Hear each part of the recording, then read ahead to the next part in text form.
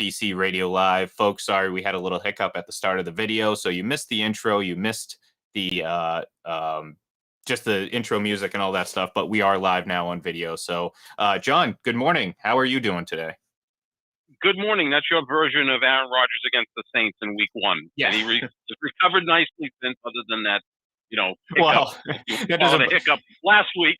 That doesn't bode well for me moving forward, because there's probably going to be something that takes me down a notch. But you might get arrested by the 42nd minute of the show or something. Yeah, maybe we'll see. But no, hey, it happens. We do live programming here sometimes. Every so often, things go awry, and once again, it kind of did go awry because I also did not update the title. So if you're seeing this and it looks like it says The Hockey Show, well, don't be confused. I'm hopefully going to fix that as we speak. So, John, no, obviously we're in day 3 right now of the Odell Beckham saga.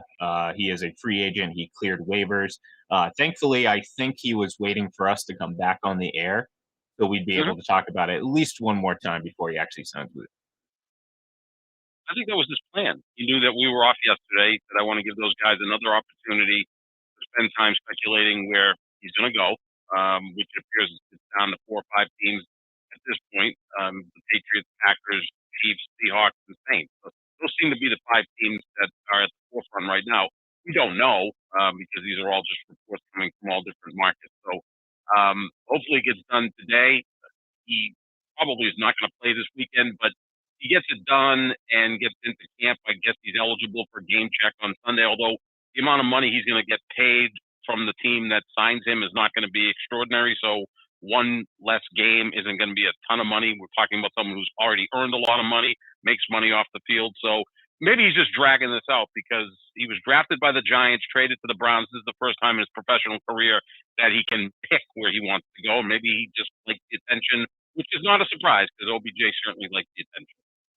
Yeah, and look, I mean, good for him. I mean, he gets a chance for the first time in his career to, again, choose where he wants to go, and it's become a fascinating tradition here in the NFL. It seems like each year, at some point, there's some mid-season free agent that just creates an absolute star around the NFL, and this year it's Odell Beckham Jr. Now, I don't think anyone in their right mind believes he's the same guy who was averaging 1,500 yards his first 3 seasons in the league.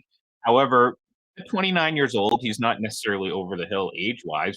We've seen, guys older kind of rejuvenate their careers after having some down years. Randy Moss comes to mind. Obviously, he's not Odell Beckham Jr. is not Randy Moss, but the idea is that there's still some left in the tank here in the right situation. Now, Cleveland, part on him and part on the organization, it just didn't work. Obviously he probably doesn't look good coming out of all this, but let's not forget how rocky and shaky this organization was when he first arrived with, again, the Freddie Kitchens drama and all that nonsense. So, the longer, and I said this to you right before we got on the air, the longer this drags out, the more I feel like the Patriots become a more realistic option. We got that, again, I take it for what it is. Right now, this is just a battle of the quote unquote beat writers right now, basically trying to outforce each other, which results in basically every team being the front runner at some given point in this whole charade of a situation. But coupled with the report that the Patriots are making a strong push, mostly backed by Belichick, and the dots connect. You can see that's not just something that's thrown out there. Coupled with the, I don't know if you want to call it cryptic foreshadowing or whatever it was, but the little tweet, I don't know if you saw it last night, John, by Louis Riddick, known haver of the Belichick ear. He's basically sent out a tweet, just an image of Odell Beckham Jr. in a Patriots jersey. Now, does that mean anything? Does he just want to get into the mix? I don't know. I mean, it could be.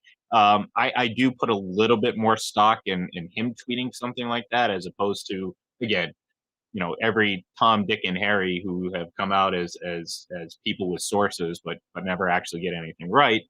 So again, I put a little bit more stock in what Louis Riddick says, but just basically connecting the dots. We heard first, one of the reports that first came out was like he was zeroing in on the Packers. Well, the Packers apparently offered him the league minimum. Um, he hasn't signed with them, so I would imagine he's open to options and whatever may or may not come down his way from other teams. The Seahawks have reportedly made their pitch with Russell Wilson.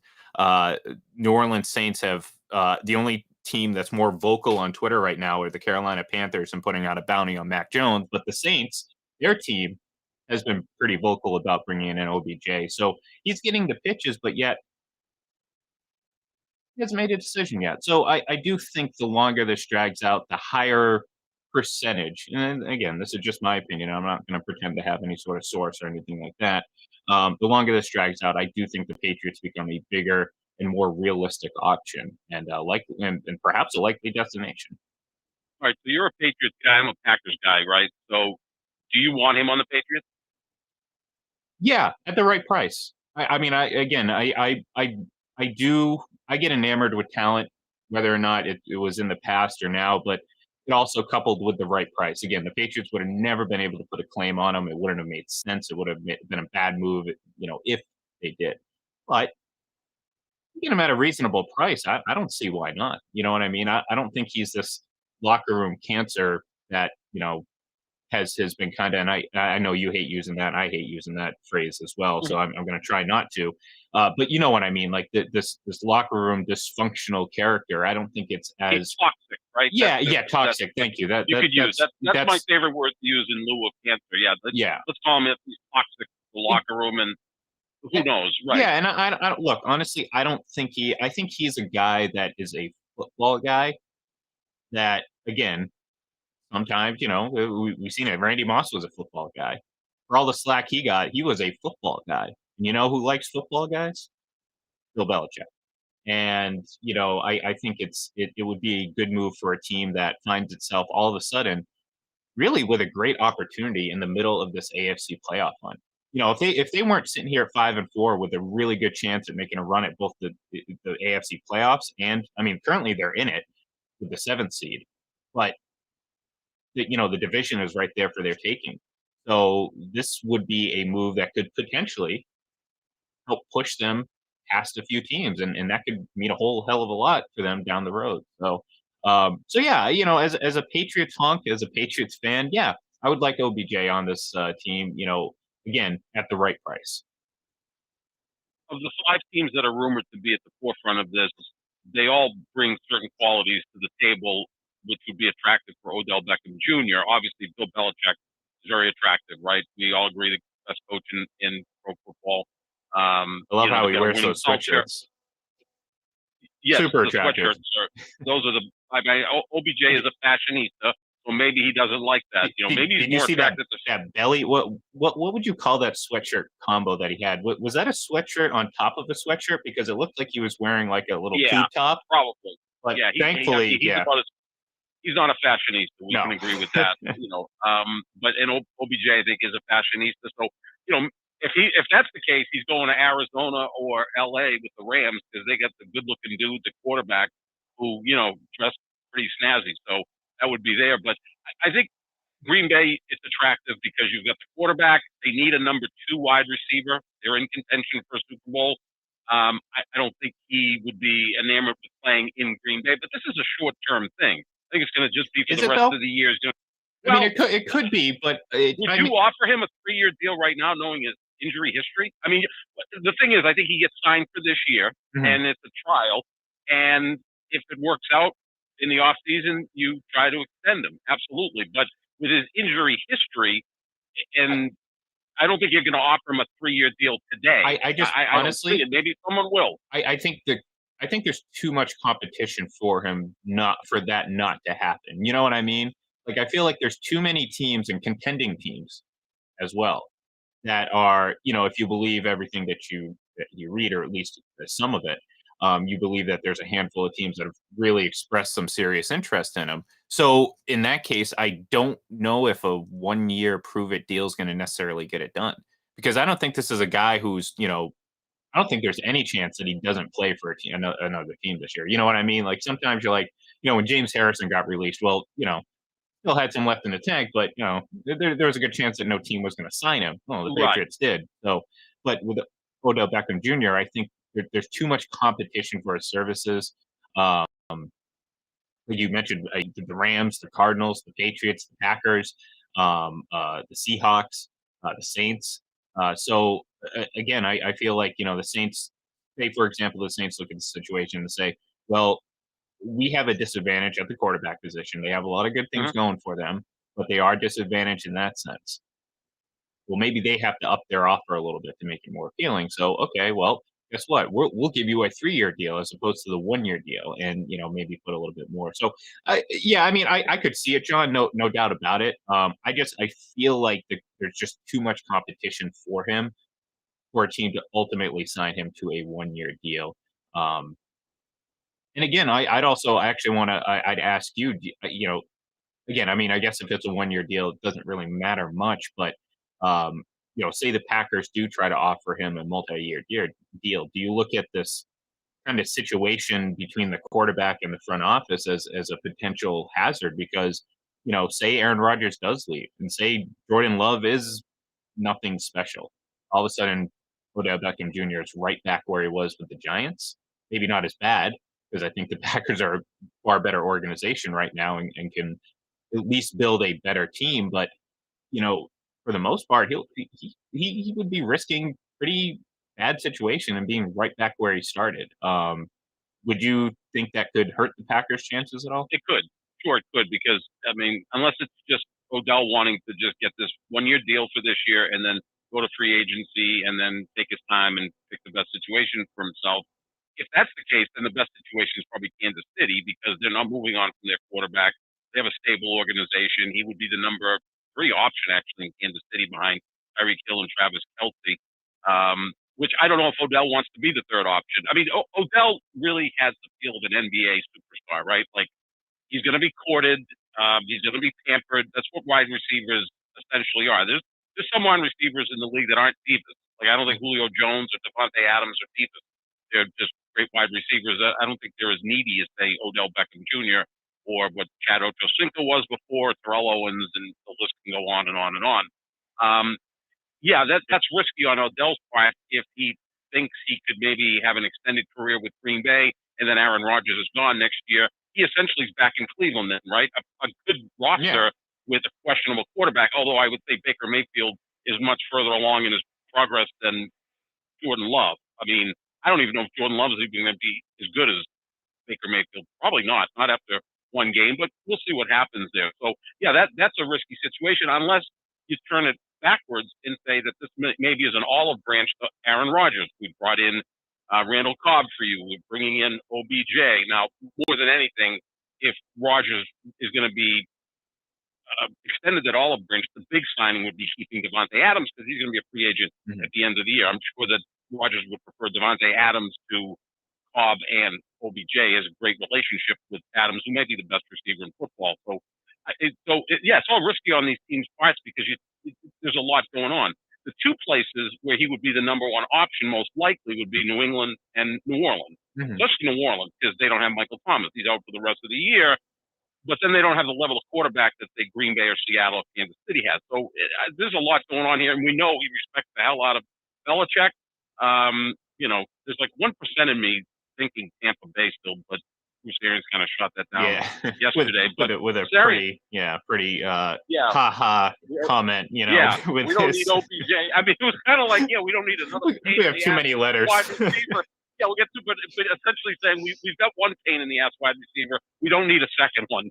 So, but yeah, that's always in the back of my mind because the lore of playing with Tom Brady. So yeah, and Seattle is interesting. Uh, Again, he'd be the second option or the number 1 option with DK Metcalf. You'd be playing with a great quarterback Mhm. in Russell Wilson, but a team that right now is kind of on the outside looking in and making the playoffs. I don't. Who the hell knows what Odell Beckham thinks? I mean, he's been to the playoffs once, and he played poorly in that game against Green Bay in 2016. Yep. He's a wide receiver. I still get the feeling with a lot of wide receivers, if they lose the game but have 7 catches for 140 yards and 2 touchdowns, they leave the stadium smiling. Well, rather than if they win and have 3 catches for 40 yards. They're pissed about that. and that's why I think again, maybe I have my Patriots blinders on, but that's why I feel like he would help them the most as opposed to a team like Green Bay. Like I don't think Green Bay necessarily needs another wide receiver. You know what I mean? I Hmm. don't think that's a pressing need for them. I don't think that would be the move that puts them over the top. I mean, because look, I mean, we've had this conversation before. I mean, they've gotten to multiple NFC championship games. They just have to play better collectively. That's Right. quarterback, offense, defense, Yep. special teams, everything. So, adding another wide receiver, yeah, I mean, make for a few more lopsided wins in the regular season, but ultimately, I don't know if that's going to, um, you know, put them over the especially since they have Devontae Adams. Again, I mean, you're not, like you said, if you bring him into Green Bay, what is he, the third, fourth option? Because take into account Aaron Jones, so like who's, Hmm. but obviously you're not taking the ball out of his hands because I mean you can make an argument that he's almost as important as Aaron Rodgers is to this offense right now because of how well he's playing. So what is OBJ going to be? Well, maybe just an option, an ancillary character, who knows? But with New England, it's peculiar because I do think that wow, I know that was the first time I've ever said that word without being a mushmouth and screwing that That's up. a So tough word. it Yeah, I try to avoid that one, Ian. You're just right. go back to some older episodes of me trying to say it. I'm not even going to try it again because this was definitely a one off, never going to happen again. But Mic drop on that one. I tried to say it and I just basically end up pushing my mouth together and I just hurt myself even more. But anyways, you look at the situation and I think the relationship and the mutual respect between he and Belichick would keep him in line more than anything, And I again, I'm not Hmm. pretending like he's like some out of control. No, he's just again there's a certain attitude that you need to have to be a star wide receiver. He certainly has that. I think he would. No matter what situation, that's what I'm like. Whether he's the number one receiver one week, if he has to take a backseat, I think he would. He respects Belichick enough that that's not going to bother him. And we've seen players like that come in and act like that, and you're like, wow, I can't believe he got in line. Now, again, Tom Brady was involved with some of Hmm. that as well, so that is a missing factor. But I do think that that's the case. And also, when you look at how this Patriots team is built, I think their defense is getting a lot better. They're Hmm. they're very opportunistic, and they're starting to make fewer and fewer mistakes. Now, mistakes are still there, and there's still things they need to clean up, but they're getting better in a pretty solid unit. On offense, you have a good collection of players, especially at wide receiver, but you don't have that kind of that next level guy.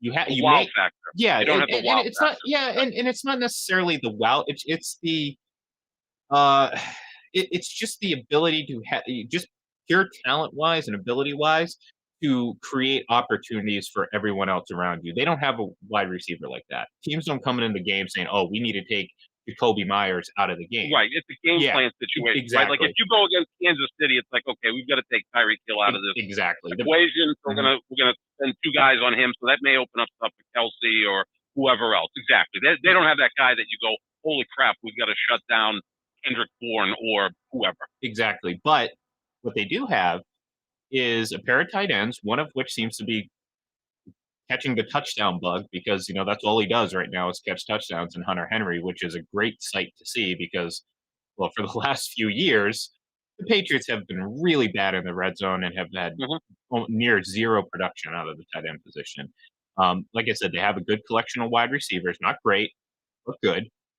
And they have a really solid group of running backs, assuming they're healthy, and there are some questions about their health, and Mac Jones. So all of a sudden, you're like, all right, you add Odell Beckham Jr., he potentially becomes a number, and I think he very quickly becomes the number one wide receiver. But Hmm. he also actually adds an element of this team that is lacking. And I don't know if you can say that necessarily for some of the other teams that are involved, because like I said before, if you bring OBJ in, he's not the best wide receiver on your team. No, You could no, say not at that you all. could say that about Seattle too.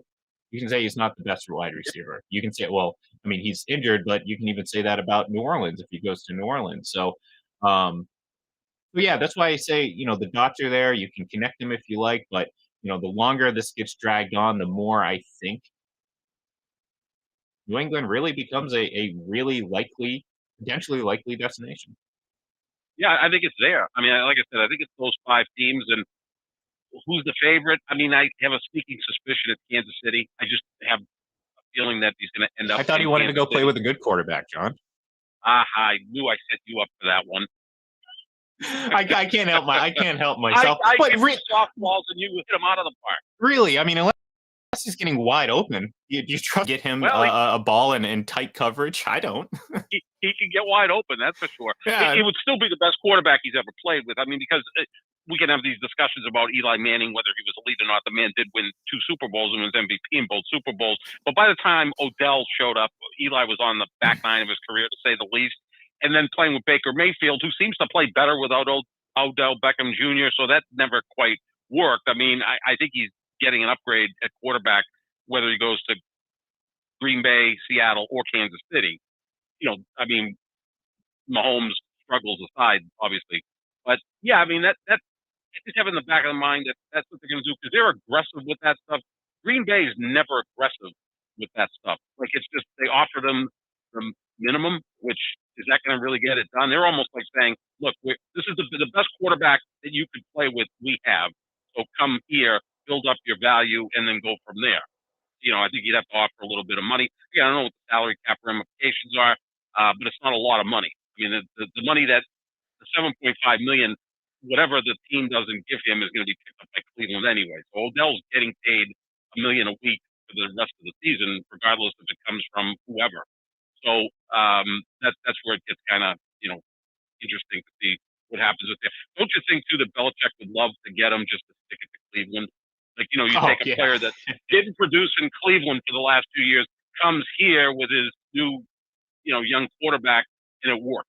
Like yeah. that, the coaches love that type of stuff. It's like trading Jamie Collins to the Browns, him not performing, and then Right, reacquiring him, and then all of a right. sudden, I Oh mean, man, that's like this is a topic for another day. But just examining and exploring just the whole Jamie Collins thing, where he's like he's only, I mean, when he's with the Patriots, we saw it this past week with the interception. He becomes this incredibly elite, unbelievable linebacker. Anywhere else, he's not. He's kind of just might have a something to do with guy. coaching, It, right? may, Like it might be. It obviously might be. Belichick might be a little bit. I mean, Belichick's the best at taking what you can do and enhancing that, and then maybe covering up what you can't do. That to Yeah, me is the pure definition of coaching, yeah. right? Like It if, doesn't if put him in a position to fail. managing, right? If you've got a sales staff of 12 people, well, this particular salesperson is better with the national accounts. So let them handle the national accounts, where this other salesperson is really good with the local accounts. They can go out, go door to door, sell the small packages to the sub shops or whatever.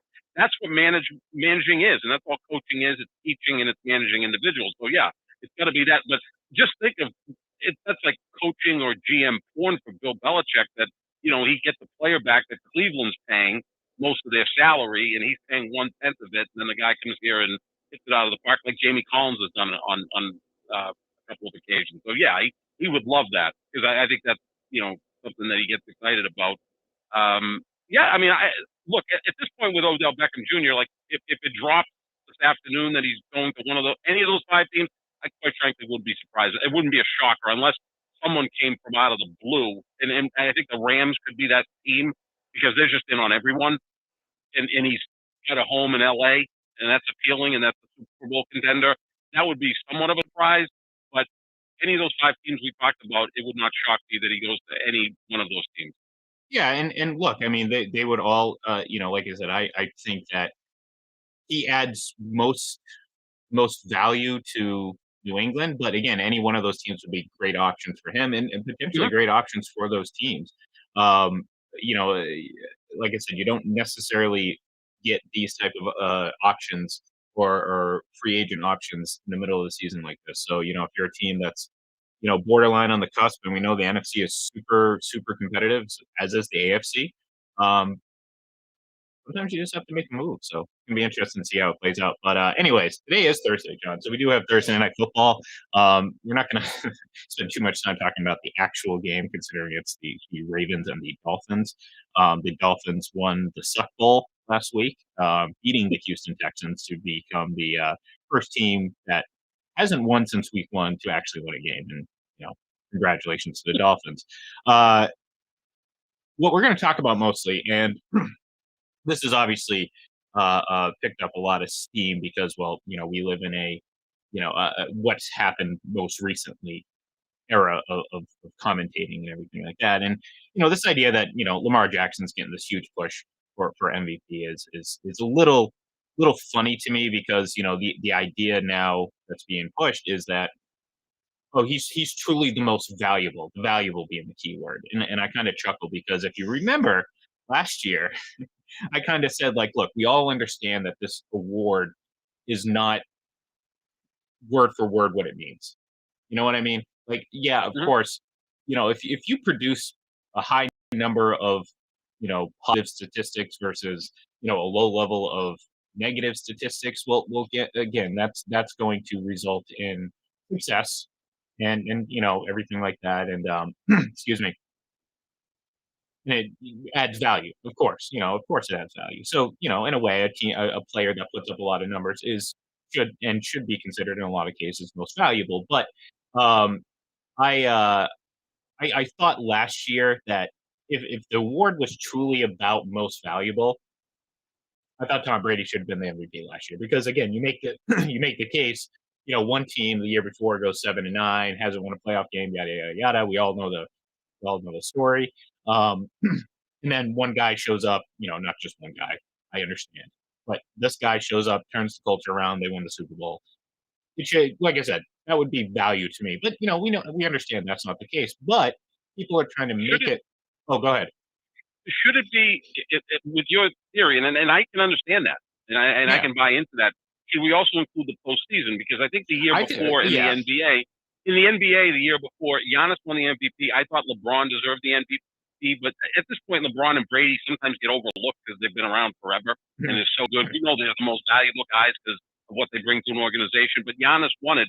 But at the end of the postseason, everyone was like, well, LeBron should have won it because the Lakers did win a title. He was the Finals MVP, but you saw his true value, including the playoffs. Mhm. But as it is now, it's a regular season award. So when the season ends, the first week of January, the ballots have to go in, and the playoffs can't be counted. So, but I can see that you're including the postseason, and that is where you earn your money. I mean, that's what we talk about. The regular season is all well and good; it's entertaining, but what separates all these guys are those Lombardi trophies, and he's got 7 of them, and obviously uh, deserved to be MVP last Well, year, as I think did Rodgers. I think they were yeah. Well, both like the two best that's. quarterbacks I as think. usual. Well, and I think I made a comment at some point along the lines last year where I said, well, Aaron Rodgers, again, basing it off how we know this award is ultimately handed out and distributed.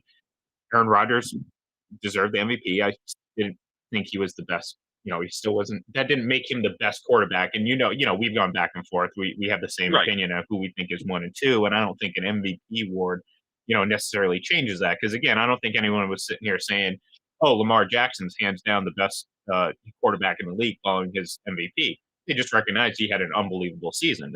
So right. it's not about becoming the best because there's more to it than just that. But you know, last year you can make a case just based on the fact that the Bucks made the playoffs. That's how bad the Bucks have been. I mean, just the idea that Right. this team went from really no prospect at all to making the playoffs should have been worthy of an MVP award. But again, I understand that's not the case.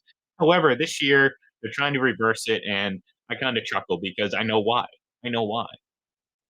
Well, just sick of Tom Brady. We talked about this. It's the LeBron and Brady effect. I mean, you Hmm. could make a case for them every single year, and like you could probably be right because who else adds any more value to their team than Tom Brady?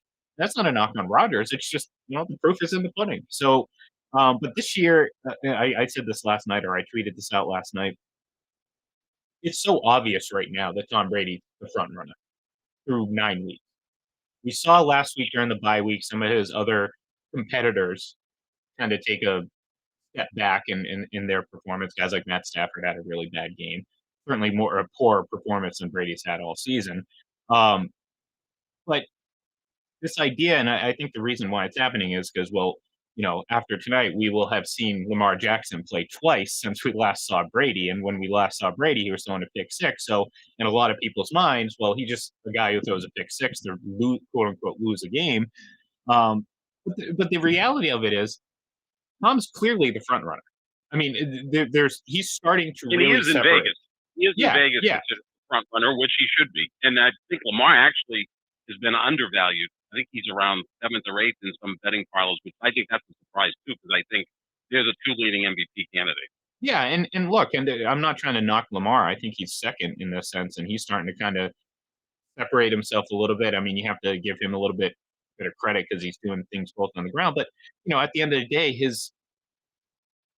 the performance and success is there, but it doesn't stat. I mean, Tom Brady has more total touchdown. People keep talking about rushing and all this stuff. He has more total touchdowns. He has 100 fewer yards, and it's all through the air. So, are the rushing yards impressive? Yes. Are they more impressive than passing yards? No. And I think that's where people have kind of skewed their valuation of running quarterbacks. Like, to me, rushing is great if you're a running back. If you're a quarterback, I want you to throw the ball. I want you to put those yards mostly into throwing. And yeah, okay, so Lamar Jackson has about 100 total more yards than Tom Brady. Well, we've seen Tom take a back seat multiple games this season where they put up so much in the first half and they just kind of cruised in the second half. So to me, 150-yard total difference doesn't matter because Tom is, higher QBR, higher passer rating, all those things. And you know me, like, no individual statistic is ever going to tell you exactly how a player played. But as we know how this award is, it's very stat driven and it's very driven by success. No one has a better combination of two right now than Tom Brady. And then, sorry, Lamar, it's not Well, really close. I think it is closer than you're indicating. Well, he has 10 fewer total touchdowns than Tom Brady. Like that's a significant number and double the turnovers, interceptions too. Oh, no, I'm sorry, not double the turnovers, but he has more turnovers. I was thinking Patrick Mahomes. Silly me. No, but he has more total turnovers and 10 fewer total touchdowns. Like that's a pretty significant gap when you're talking. But you just said it shouldn't be a stat award, and it is a stat award. No, I agree. But I last agree. year, Roger. Yeah, so I'm just looking at Lamar. They have the same record, and I think Lamar doesn't really have a running game. He is the running game. Look, I'd vote for Brady. I'm not even disagreeing with you, but I think it might be a little bit closer than it's a unanimous selection. It may be by the time the season ends. Don't forget, last year this time everybody was ready to give Russell Wilson the MVP, and this is Russell Wilson's time. Well, no, let me clarify. I'm basing my opinion based on how this award is given out. I don't necessarily agree. You know what I'm saying? So I don't agree that it should be stat driven. I'm just basing it off like how we know this award is given. It generally is stat driven, absolutely, yeah. So I think Brady is the clear front runner. Again, Vegas says the same thing at this point. So if his to lose at this point, then I don't think he's going to lose it because the guy doesn't really ever have bad games. I mean, his two losses, he put up 800 yards and 8 touchdowns. I mean, he was the only reason they were in those games. So yeah, I think he's certainly the front runner. I think when they look at Lamar, they're saying, well, okay, he's lost his entire backfield, and he doesn't quite have the wide receivers that Brady has, and he has to do it a different way. That's what makes that position so fun. Now, you'd like your quarterback to be more of a pocket guy. I like to have a pocket passer who can move. Yeah. Lamar's more of a guy who's getting better in the pocket. But I love Lamar Jackson. I'm a big fan of Lamar. You love his intangibles. Talk about absolutely. Absolutely. He's a winner. He's a dog. He's all about football. So, and I think he's got great leadership ability. So yeah, that's stuff that we all like. But the fun part of it now, Ian, is years ago was always, okay, the quarterback has to be 6'4", he has to be tall, he has to have the strong arm, that whole thing. Now we've got all sorts of shapes and sizes with elite quarterbacks, right? You got Justin Herbert, who I think now is listed at 6'7", if you can believe that.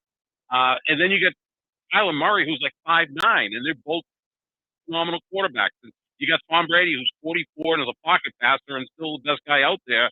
And then you got Rodgers, who does his thing, and all these great quarterbacks. So that's the fun part of it now, is that they come in all shapes and sizes, where in the past it was always like, okay, You got to be 6'4". Like Kyler Murray was the first pick in the draft. That would have never happened 10, 15 Oh years God, ago. no. God, no. Not even. I mean, look at Russell Wilson. He was a third round pick, and that was a decade ago. And look, he's. I mean, we both agree he's somewhat overrated and kind of underproduced in big moments, but still a heck of a quarterback and a future Hall of Famer.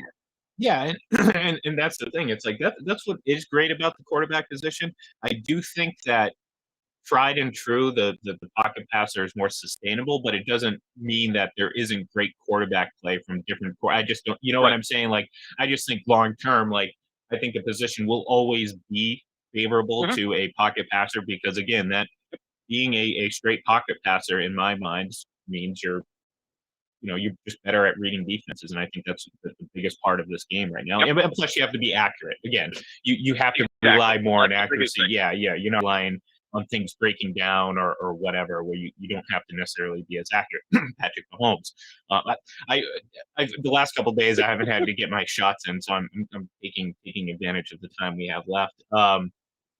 Is there a mandate that you have to say Patrick Mahomes 25 times a day? I'm just trying to figure that out. Look, I'm just saying, like, I'm doing my job, and my job right now is to make sure that people understand this is like the real Jay Peterman tour. Okay, I said it before. This is the real Patrick Mahomes tour, and I am your tour guide, and I'm just taking you You, through the process. you know, it's funny when I worked at a political station in the 2012 presidential election. My boss had the real Romney tour.